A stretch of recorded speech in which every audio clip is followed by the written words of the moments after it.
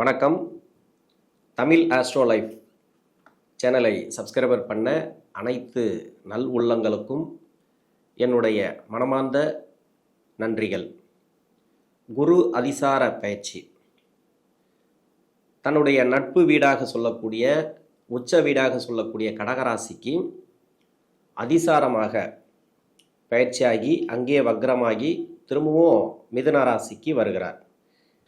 12 ராசிகளுக்கும் அதில் உள்ள 27 நட்சத்திரங்களுக்கும் உடைபட்ட நட்சத்திரங்களோடு சேர்த்து 36 நட்சத்திரங்களுக்கும் தசாபுத்தி பலன்களாக கணித்திருக்கிறேன். இந்த வீடியோ உங்களுக்கு பிடிச்சிருந்தா ஷேர் பண்ணுங்கள். உங்களுக்கு என்ன தசை நடக்குது அப்படிங்கிறத கமெண்ட் செக்ஷனில் எனக்கு பதிவு பண்ணுங்கள். சிம்ம ராசி உத்திரம் நட்சத்திரம், இது சூரியனோட நட்சத்திரம். தசா காலங்கள் 6 வருடம். என்னோட கணக்குப்படி 5 வருடத்தை நான் கணக்கில் எடுத்துக்கிறேன். உங்கள் சுய ஜாதகத்தில் என்ன தசா புத்தி இருப்பு இருக்கோ அதை நீங்கள் கணக்கில் வச்சுங்க.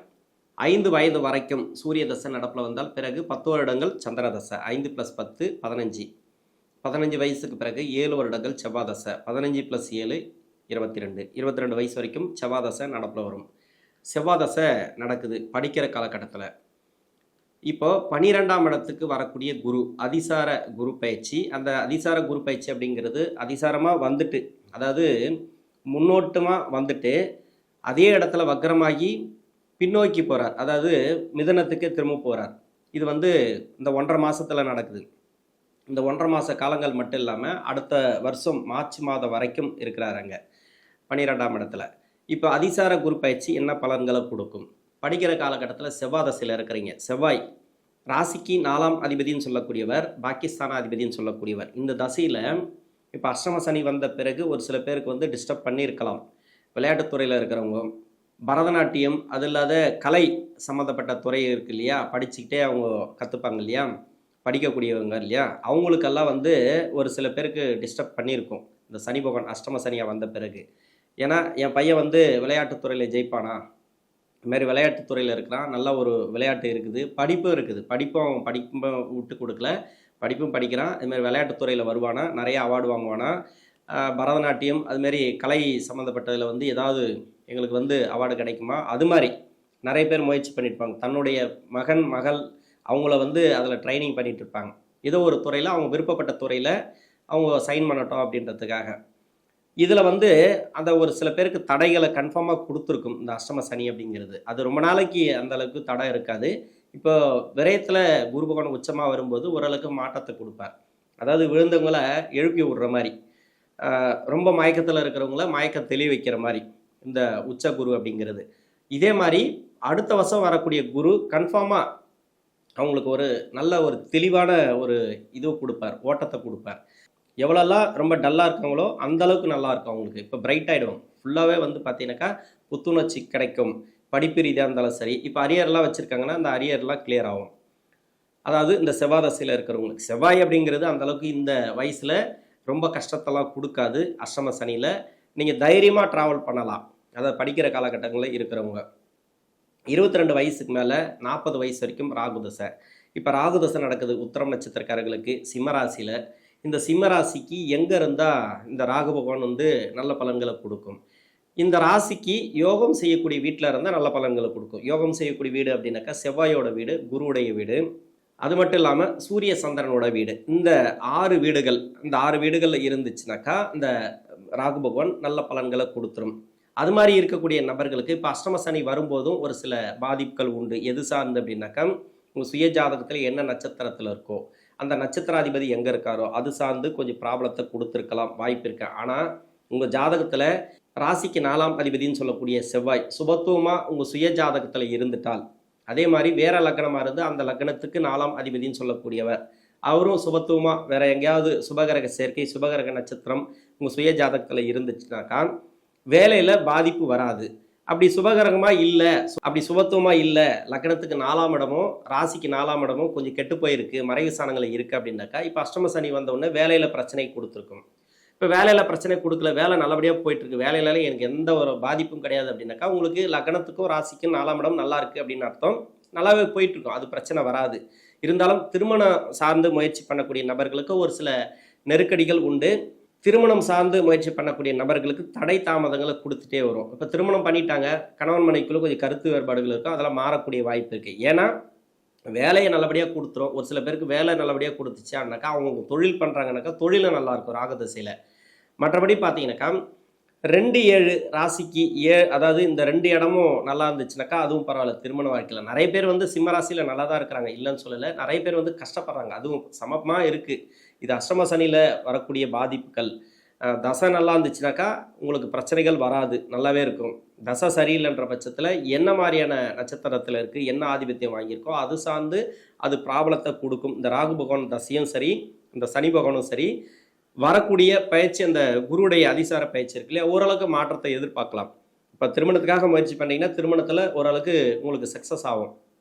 கணவன் மனைவிக்குள்ள கருத்து வேறுபாடு இருந்துச்சுன்னா அதெல்லாம் மாறக்கூடிய வாய்ப்புகள் இருக்குது. இப்போ வந்து கணவன் மனைவியாக இல்லாமல் நல்லா இருக்கிறீங்க, அதெல்லாம் பரவாயில்ல. குழந்தை பாக்கியம் இல்லைனாக்கா குழந்தை பாக்கியம் கிடைக்கும். எதுக்காக நீங்கள் முயற்சி பண்ணிகிட்ருக்கீங்க? இப்போ ஒரு தொழிலுக்காக முயற்சி பண்ணுறீங்கன்னா அந்த தொழில் அமையக்கூடிய வாய்ப்பு. என்னதான் இருந்தாலும் அஷ்டம சனி, ஒரு சில பேர் வந்து தொழில் பண்ணலாமான்னு நிறைய ட்ரை பண்ணியிருப்பீங்க, அது முடியாமல் தடையாக இருந்திருக்கும். அந்த தடைகள் இப்போ இருக்காது. ஓரளவுக்கு தொழில் தொடங்கக்கூடிய வாய்ப்பு வரும். ஒரு வேலை தேடி இருப்பீங்க, அந்த வேலை கிடைக்காம இருந்துச்சுன்னா அந்த வேலை இப்போ கிடைக்கும். இப்போ வேலையில் இருக்கிறீங்க, ப்ரொமோஷன் இல்லை, ரொம்ப நாளாக கேட்டுட்ருக்கேன், ப்ரொமோஷன் இல்லை, ஒரு 5-6 வருஷமாக நான் வேலை பார்க்குறேன் ஒரே கம்பெனியில், எந்த ஒரு வளர்ச்சி இல்லை, எனக்கு கீழே இருக்கிறவங்கலாம் வந்து மேலே எடுத்துகிட்டு போயிடறாங்க, நல்ல ஒரு பொசிஷனில் உட்காடுறாங்க, இல்லை வேறு கம்பெனிக்கு போயிட்டு நல்லா இருக்கிறாங்க அப்படின்னு நினச்சிங்கனாக்கா நீங்கள் என்ன மாதிரியா முயற்சி பண்ணுறீங்களோ, இப்போ வேறு கம்பெனிக்கு முயற்சி பண்ணாலும் சரி, இல்லை இங்கேயே ஒரு ப்ரொமோஷன் எதிர்பார்த்தாலும் சரி, அந்த ப்ரொமோஷன் கிடைக்கும். இப்போ வந்து ஊக்கத்தொகை கிடைக்கும். உங்களுக்கு வந்து எந்த அளவுக்கு வந்து புத்துணர்ச்சி கிடைக்குமோ அந்த அளவுக்கு புத்துணர்ச்சி கிடைக்கும். மனசில் வந்து ஒரு தெளிவான எண்ணம் பிறக்கும், ஒரு தைரியம் இருக்கும். ராகு தசையில் எவ்வளோலாம் கஷ்டப்படுறீங்க, இப்போ கஷ்டப்பட்டுன்னு இருக்கிறீங்கனாக்கா தைரியம் பிறக்கும். நல்லா இருக்கிறீங்கனாக்கா இன்னும் நல்ல ஒரு வேகமாக ஓடக்கூடிய தன்மையை கொடுக்கும் இந்த குரு பகவான். ரொம்ப லேட்டாகி திருமணம் ஆகாத நபர்களுக்கு திருமணத்தை கொடுத்துரும். இது வந்து பெருசாக அவங்களுக்கு கெடுபலன்களை கொடுக்காது. ஏன்னா நிறைய பேருக்கு வந்து திருமண வாழ்க்கை பாதிக்கப்பட்டவங்களுக்கு 2வது திருமணம் நல்லா இருக்கு இல்லையா, அவங்களுக்கெல்லாம் நல்லாயிருக்கும். முதல் திருமணமே 30 வயசுக்கு மேலே ஆகிப்போச்சு அப்படின்னாக்கா ரொம்ப லேட் ஆகிப்போச்சு, இப்போ திருமணம்லாம் பண்ணலாம், அது ஒன்றும் பெருசாக கெடுக்காது. 2வது சுற்று சனி அப்படின்னு 7ரை சனி தான் சொல்லுவோம், இது அஷ்டம சனி, அந்தளவுக்கு உங்களுக்கு பாதிப்புகளை கொடுக்காது. ஒரு சில பேருக்கு வந்து லவ் சம்மந்தப்பட்ட திருமணமெல்லாம் நடக்கிறதுக்கு வாய்ப்பு இருக்குது. கவர்மெண்ட் ஜாபுக்காக ட்ரை பண்ணுறீங்கனாக்கா நிறைய போராட்டங்களுக்கு அப்புறம் கவர்மெண்ட் ஜாப் கிடைக்கும். அந்த ஜாப், அந்த வேலை, அது ரீதியாக ஒரு பாசிட்டிவான பதிலெலாம் இந்த நேரங்களில் வரதுக்கு வாய்ப்பு இருக்குது. இந்த ராகு தசையில் இருக்கிறவங்க எதில் உஷாராக இருக்கணும்? இப்போ 12ஆம் இடத்துக்கு குரு தேவையில்லாத ஒரு செலவு கொடுப்பாரு, தேவையில்லாத கடன் வாங்க வைப்பார், தேவையில்லாத அலைச்சலை கொடுப்பாரு. அதாவது ரொம்ப தூரம் போயிட்டு வேலை பார்த்துட்டு வர மாதிரி, அப்படி இல்லைனாக்கா அடிக்கடி வெளிநாடு போயிட்டு வர மாதிரி, வெளியூர் போயிட்டு வர மாதிரி, அது மாதிரி ஒன்று வேலை நிமித்தமாக நிறைய அலைச்சலை கொடுப்பாரு. போக்குவரத்தில் கொஞ்சம் கவனமாக இருக்கணும் ராகு தசையில் இருக்கிறவங்க. 40 வயசுக்கு மேலே 56 வயசு வரைக்கும் குரு தசை. குரு தசையில் இருக்கிறவங்க சொல்லவே தேவையில்லை. ராசிக்கு 5ஆம் அதிபதி தசை, பூர்வ புண்ணியஸ்தானாதிபதி தசை, அஷ்டமாதிபதி தசை. இது ஒரு நல்ல ஒரு வளர்ச்சிகளை கொடுக்கும். இப்படி நான் சொல்கிறேன், ஆனால் ஒரு சில பேர் கஷ்டப்பட்டுன்னு இருக்கிறாங்க அப்படின்னாக்கா அதுக்கு என்ன காரணம்? மறைவு ஸ்தானங்களில் இருக்கும்.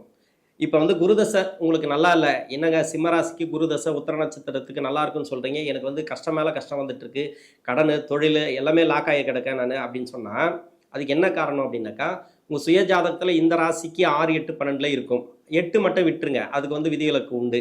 ஏன்னா 8ஆம் அதிபதி அவர் அங்கே ஆட்சி பெற்று தசை நடத்தினா உங்களுக்கு நல்ல ஒரு வளர்ச்சி கொடுத்துரும். 16 வருஷமும் சிறப்பான ஒரு முன்னேற்றங்களை கொடுத்துரும். அப்போ 6, 12 மறைவு ஸ்தானத்தில் இருந்துச்சுன்னா கடனை கொடுத்துரும், வழக்குகளை கொடுத்துரும். ஏன்னா உச்சமாக இருக்கிறார் இல்லையா, அங்கே பார்த்தீங்கன்னாக்கா நிறைய ப்ராப்ளம் இருக்குது. உச்சமாக இருந்தால் மட்டுமே நல்லது அப்படின்னு சொல்ல முடியாது. குரு உச்சமாக இருந்தால் ஓரளவுக்கு கொடுத்து கெடுக்கும், அது மாதிரி வந்துடாது. அது ஒன்று. இன்னொன்று ராகு கேதுவோடு சேர்ந்துருக்கும். அது மாதிரி அமைப்புகளில் இருந்துச்சுனாக்கா இந்த குரு பகவான் தசை அப்படிங்கிறது அந்தளவுக்கு சிறப்பு பலன்களை கொடுக்காது. இது ஏன் இந்த அளவுக்கு கஷ்டத்தை கொடுக்குது அப்படின்னாக்கா அவருக்கு பலமாக இருந்தால் தான் கொடுக்க முடியும். கர்ம அடிப்படையில் உங்களுடைய பிறப்பு ஜாதகத்தில் அவர் உக்காஞ்ச இடம் சரியில்லைன்ற பட்சத்தில் அவயோக கிரக நட்சத்திரம், அவயோக கிரக சேர்க்கை, அவயோகம் செய்யக்கூடிய இடத்துல அந்த வீட்டதிபதி மறைவு ஸ்தானங்களில் இருந்தால் அப்போ அந்த தசைங்கிறது உங்களுக்கு நல்ல பலன்களை கொடுக்காது. கர்ம அடிப்படையில், அதாவது உங்களோட பிறப்பு அடிப்படையில் உங்களுக்கு அந்த கஷ்டத்தை நீங்கள் அனுபவிக்கணும் அப்படின்னு இருக்கு. அதனால் 16 வருஷமாக கஷ்டப்படுவீங்களா அப்படின்னு கிடையாது, திடீர் அதிர்ஷ்ட வாய்ப்புகளை கொடுக்கும். இப்போ குரு தசையில் கஷ்டப்படக்கூடிய நபர்களுக்கு இந்த உச்சமாக வரக்கூடிய குரு இது வந்து நல்ல ஒரு மாற்றம். திடீர்னு வந்து பணம் வர்றது, திடீர் அதிர்ஷ்ட வாய்ப்புகள், இது மாதிரி ஒரு கடன் பிரச்சனைலேருந்து மீண்டு வர்றது, திடீர்னு பணம் வர்றது, நீங்கள் எதிர்பார்த்தே இருக்க மாட்டீங்க, அந்த பணம் போயிடுச்சு அவ்வளோதான், இது வராதுன்னு நினச்சிருப்பீங்க, அந்த பணம் கூட்டு கொடுப்பாங்க. அது மாதிரி ஒரு வேலையில் முன்னேற்றம், தொழிலில் முன்னேற்றம், இதெல்லாம் வந்து குரு தசையில் வந்து கஷ்டப்படக்கூடிய நபர்களுக்கு. அது மட்டும் இல்லாமல் குரு தசையில் நல்லா இருக்கிறீங்கன்னு வச்சிங்களேன், நல்ல ஒரு வளர்ச்சி, தெளிவாக சொல்லலாம், அருமையான வளர்ச்சி இந்த காலகட்டங்கள் உண்டு. உங்களுக்கு குரு தசை நல்லபடியாக போயிட்டு இருக்கு. இப்போ 8ஆம் இடம் பற்றி நான் பேசணும் அப்படின்னு சொன்னேன். 8ஆம் இடம் அப்படின்னாக்கா ராசிக்கு 8ஆம் இடம் அப்படின்னாக்கா குருவுடைய வீடு.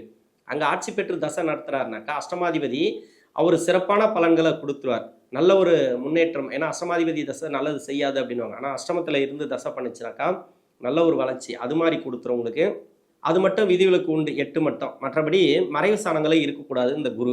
இப்போ மறைவு ஸ்தானத்துக்கு தான் வராரு. சுப விரயங்களை அதிகமாக கொடுப்பார். கையில் இருக்கிற காசை வந்து தேவையில்லாத செலவு பண்ணுவீங்க. அந்த தேவையில்லாத செலவு வந்து சுப செலவுகளாக மாற்றிக்கொள்ளுங்க இந்த குரு தசையில். எதுக்குன்னா இந்த வீடு கட்டுறது, ப்ராப்பர்ட்டி வாங்குறது, பணம் அதிகமாக இருக்குனாக்கா தேவையில்லாத நீங்கள் கையில் வச்சுருக்காதீங்க. இன்னொன்று நீங்கள் கையில் வச்சுருந்தா கூட பரவாயில்ல, வேறு யாரையும் நம்பி கொடுக்காதீங்க. இது அஷ்டம சனி.